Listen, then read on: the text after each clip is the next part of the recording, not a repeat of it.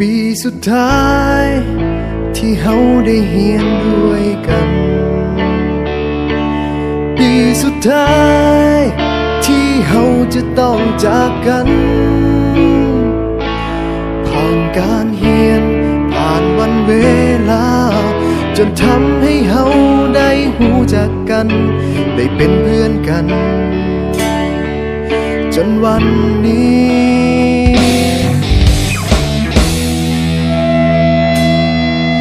มาถึงม.7 ปี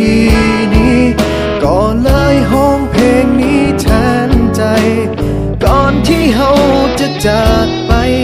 ห่างกันให้ทุกคนจดจำในใจ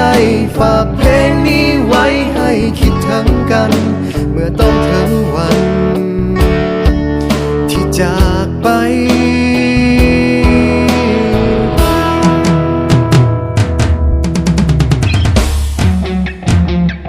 ก็เลยเขียนเพลงนี้ขึ้นมาให้ทุกคนรู้ไว้ออกมาจากหัวใจของเพื่อนคนนี้ถึงจะอยู่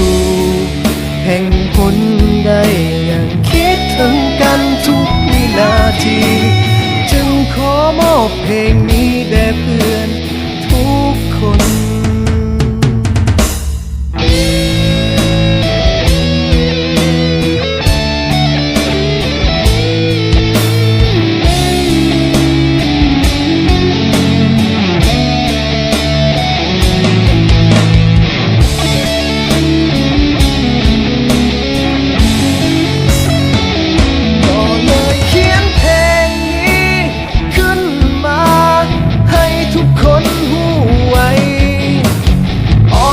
จากหัวใจของเพื่อนคนนี้ถึงจะอยู่แห่งหนใดยังคิดถึงกันทุกวินาทีจึงขอมอบเพลงนี้แด่เพื่อนทุกคนสุดท้ายนี้ที่บอกเอาไว้ถึงจะอย่างใดก็ยังมีคำว่าเฮาคำว่าเพื่อนในวันนี้จะบ่มีวันเก่าพวกเฮาม.7 ปีสุดท้า